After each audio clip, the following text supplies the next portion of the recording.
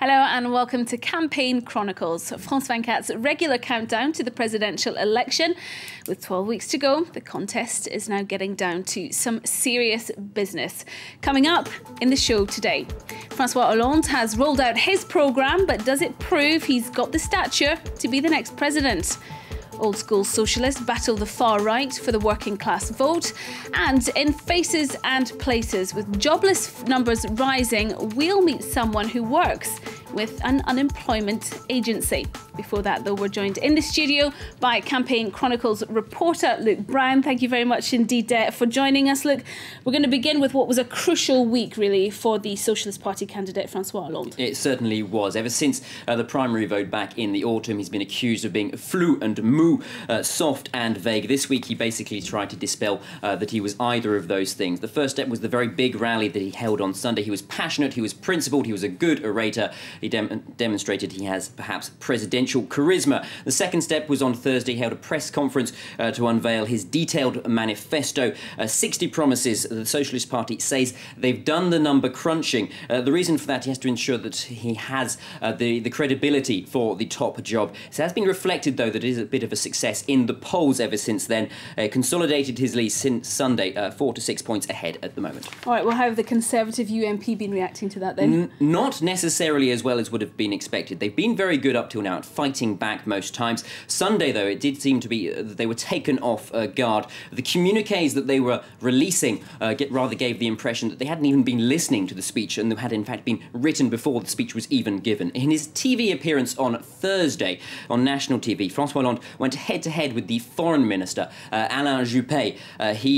The honours were pretty much even after that debate, but Hollande probably had a lot more to lose there, and the Conservatives very much did not have any victory to crow about. All right, well, that means all eyes are now going to be on Nicolas Sarkozy. He too is going to be on national TV and 5 other channels, including France 24, on Sunday evening. Will he, won't he announce his candidacy? What promises is he going to make to win the voters round? The Socialists are already complaining that this is giving the non-candidate extra and unfair airtime.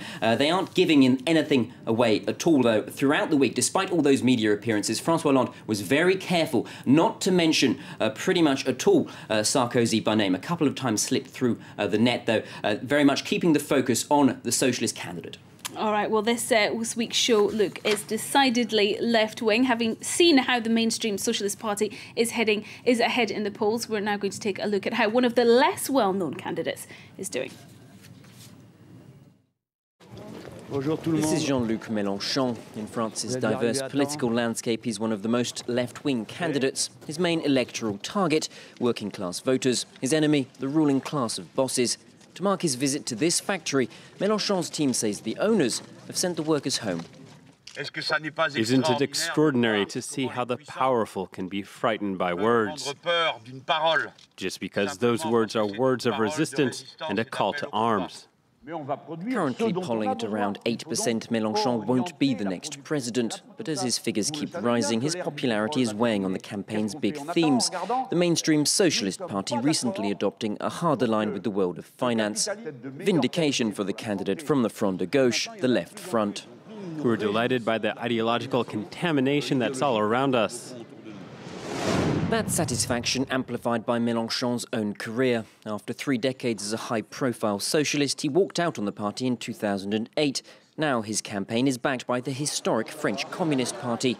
But while there may be some ideological overlap with the socialists, the real threat to Jean-Luc Mélenchon is Marine Le Pen. The candidate from the far-right Front National is increasingly popular with working-class voters. Over 40% say they agree with her ideas, leaving Mélenchon intent on winning them round. I'm going to be taking votes off her, because every time an imbecile votes badly, he should be thinking to himself, you're being had, she's taking you for a ride. The awkward truth, though, is that the message isn't necessarily getting across. This factory visit is another chance to outline Mélenchon's promises to protect workers, but even that's not winning over the voters. Me? I'm going to be voting Marine, because she's the best. We need change. That then is a problem for the Front de Gauche, even if 4,000 people turn out for the evening's rally. It may seem as if the party's principal objective is class warfare, On ne lâche rien, on ne lâche rien, on ne lâchera jamais rien. But there's little doubt about who the target really is. We're going to go front against front.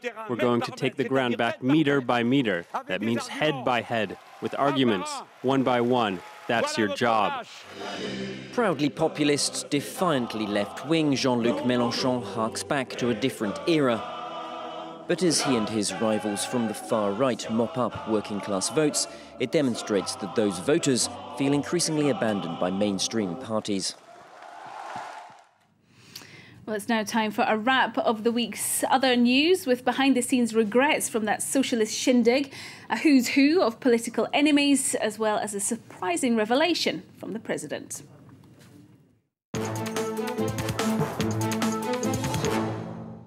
It's not the best tactic to inspire confidence, as President Sarkozy this week confided off the record about what he could do if he loses. His party has been trying to keep the faith.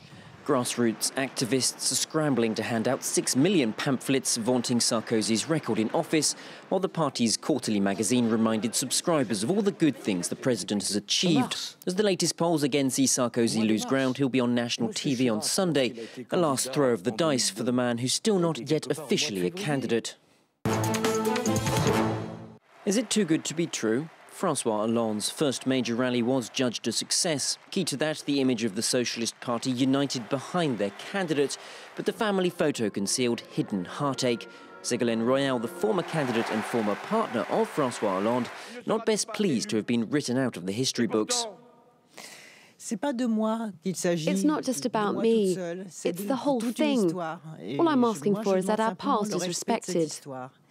And she wasn't the only participant to feel hard done by. The singer Yannick Noah, who warmed up the crowd, came under fire from the Conservative UMP party.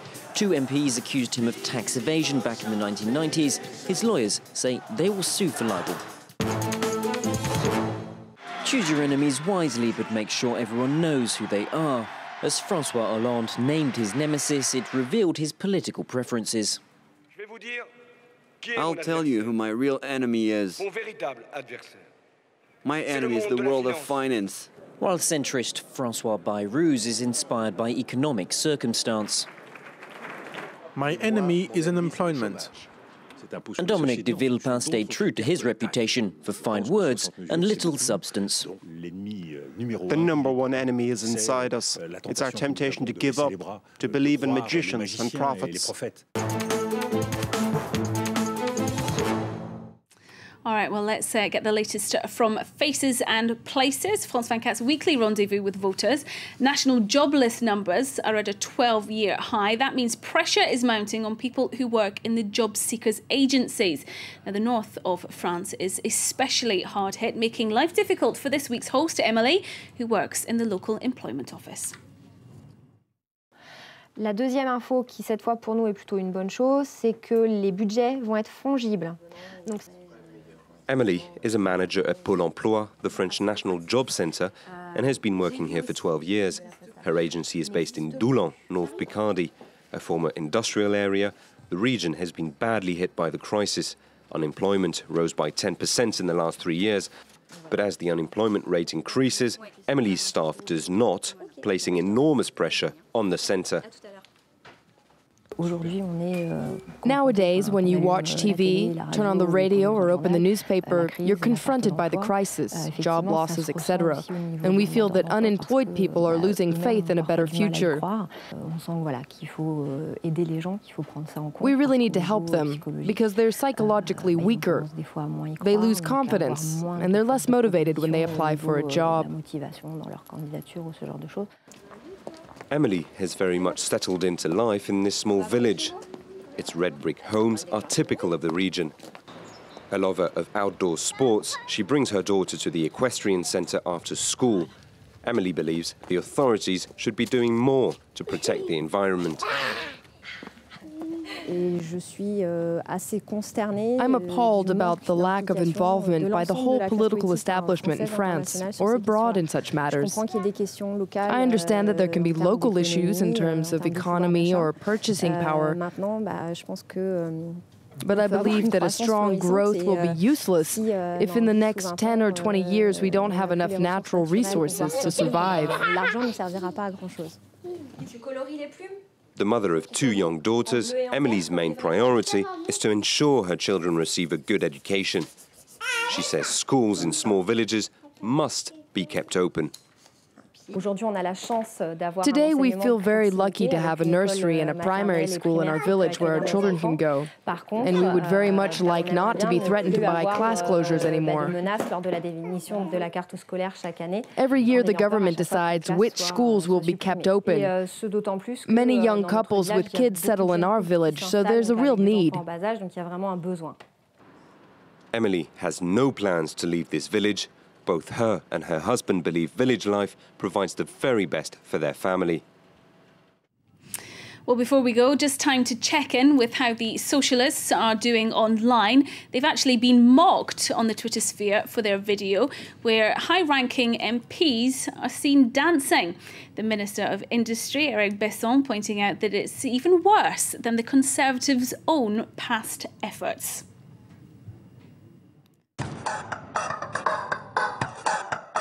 Le changement, c'est maintenant. Le changement, c'est maintenant. Le changement, c'est maintenant. Le changement, c'est maintenant. Le changement, c'est maintenant. Le changement, c'est maintenant. Le changement, c'est maintenant. Le changement, c'est maintenant. Le changement, c'est maintenant. Well, you can judge that for yourselves and let us know what you think on the Campaign Chronicles Facebook page. You'll also find us on Twitter as well. That's it for now. We'll see you next week. Bye-bye.